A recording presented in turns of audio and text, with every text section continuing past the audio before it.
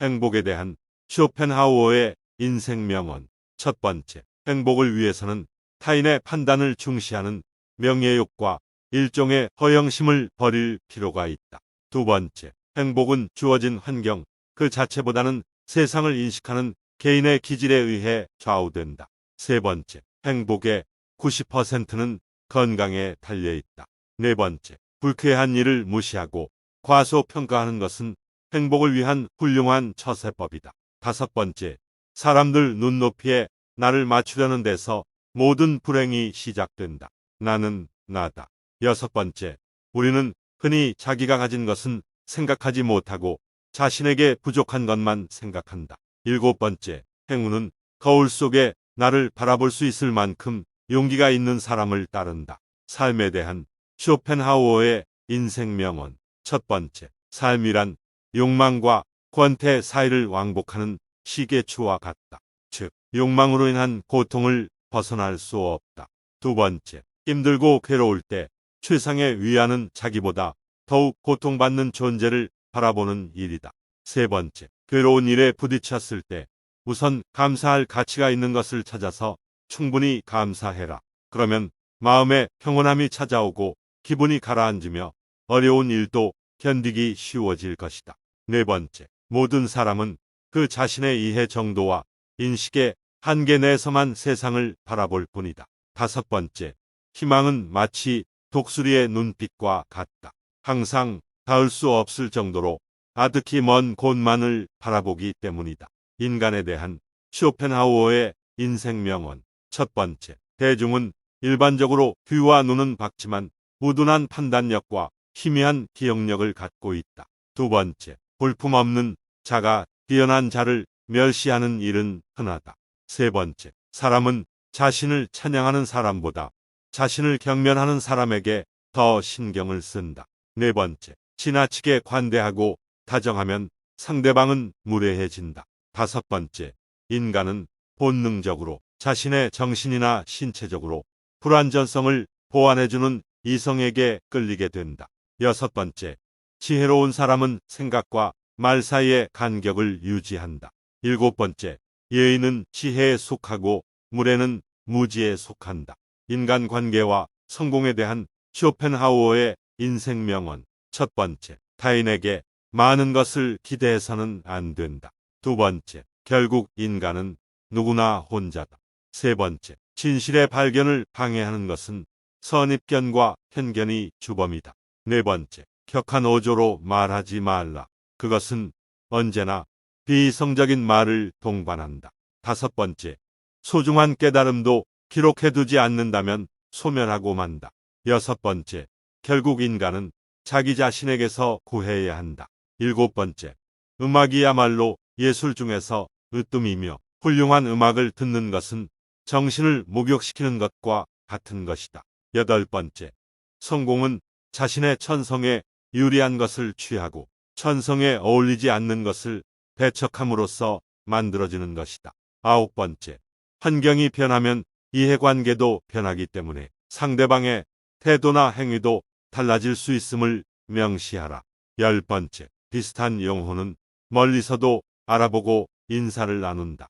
쇼펜하우어의 명언은 우리에게 깊은 통찰력을 선사하며 그의 지혜와 역사적 가치는 오늘날에도 그 가치를 유지하고 있다. 그의 명언 중에서는 행복, 인간관계, 성공 등 다양한 주제를 다루고 있으며 그의 경험과 지혜를 토대로 하여 인생을 살아가는 방법을 제시하고 있다.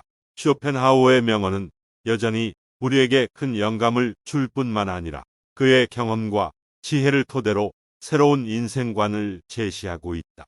그의 명언은 우리에게 삶의 가치와 의미를 되새겨 보게 하며 더 높은 수준의 성장과 성취를 위한 견고한 기반을 마련해 준다. 쇼펜하우어의 명언을 통해 삶의 소중함을 다시 한번 되새기며 우리 삶을 더욱 깊이 있게 살아갈 수 있기를 바란다.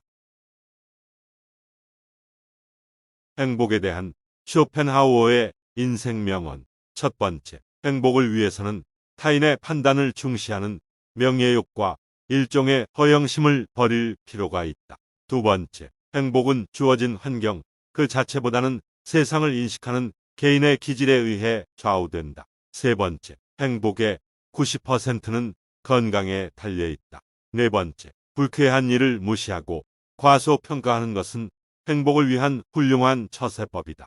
다섯 번째, 사람들 눈높이에 나를 맞추려는 데서 모든 불행이 시작된다. 나는 나다.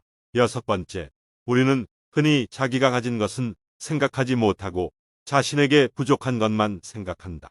일곱 번째, 행운은 거울 속에 나를 바라볼 수 있을 만큼 용기가 있는 사람을 따른다. 삶에 대한 쇼펜하우어의 인생 명언. 첫 번째, 삶이란 욕망과 권태 사이를 왕복하는 시계추와 같다. 즉, 욕망으로 인한 고통을 벗어날 수 없다. 두 번째, 힘들고 괴로울 때 최상의 위안은 자기보다 더욱 고통받는 존재를 바라보는 일이다. 세 번째, 괴로운 일에 부딪혔을 때 우선 감사할 가치가 있는 것을 찾아서 충분히 감사해라. 그러면 마음에 평온함이 찾아오고 기분이 가라앉으며 어려운 일도 견디기 쉬워질 것이다. 네 번째, 모든 사람은 그 자신의 이해 정도와 인식의 한계 내에서만 세상을 바라볼 뿐이다. 다섯 번째, 희망은 마치 독수리의 눈빛과 같다. 항상 닿을 수 없을 정도로 아득히 먼 곳만을 바라보기 때문이다. 인간에 대한 쇼펜하우어의 인생 명언. 첫 번째, 대중은 일반적으로 귀와 눈은 밝지만 우둔한 판단력과 희미한 기억력을 갖고 있다. 두 번째, 볼품없는 자가 뛰어난 자를 멸시하는 일은 흔하다. 세 번째, 사람은 자신을 찬양하는 사람보다 자신을 경멸하는 사람에게 더 신경을 쓴다. 네 번째, 지나치게 관대하고 다정하면 상대방은 무례해진다. 다섯 번째, 인간은 본능적으로 자신의 정신이나 신체적으로 불완전성을 보완해주는 이성에게 끌리게 된다. 여섯 번째, 지혜로운 사람은 생각과 말 사이의 간격을 유지한다. 일곱 번째, 예의는 지혜에 속하고 무례는 무지에 속한다. 인간관계와 성공에 대한 쇼펜하우어의 인생 명언. 첫 번째, 타인에게 많은 것을 기대해서는 안 된다. 두 번째, 결국 인간은 누구나 혼자다. 세 번째, 진실의 발견을 방해하는 것은 선입견과 편견이 주범이다. 네 번째, 격한 어조로 말하지 말라. 그것은 언제나 비이성적인 말을 동반한다.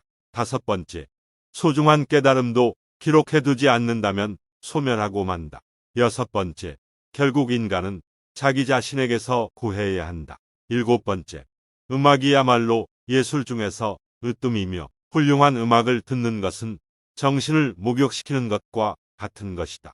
여덟 번째, 성공은 자신의 천성에 유리한 것을 취하고 천성에 어울리지 않는 것을 배척함으로써 만들어지는 것이다. 아홉 번째, 환경이 변하면 이해관계도 변하기 때문에 상대방의 태도나 행위도 달라질 수 있음을 명시하라. 열 번째, 비슷한 영혼은 멀리서도 알아보고 인사를 나눈다. 쇼펜하우어의 명언은 우리에게 깊은 통찰력을 선사하며 그의 지혜와 역사적 가치는 오늘날에도 그 가치를 유지하고 있다. 그의 명언 중에서는 행복, 인간관계, 성공 등 다양한 주제를 다루고 있으며 그의 경험과 지혜를 토대로 하여 인생을 살아가는 방법을 제시하고 있다. 쇼펜하우어의 명언은 여전히 우리에게 큰 영감을 줄 뿐만 아니라 그의 경험과 지혜를 토대로 새로운 인생관을 제시하고 있다. 그의 명언은 우리에게 삶의 가치와 의미를 되새겨 보게 하며 더 높은 수준의 성장과 성취를 위한 견고한 기반을 마련해 준다. 쇼펜하우어의 명언을 통해 삶의 소중함을 다시 한번 되새기며 우리 삶을 더욱 깊이 있게 살아갈 수 있기를 바란다.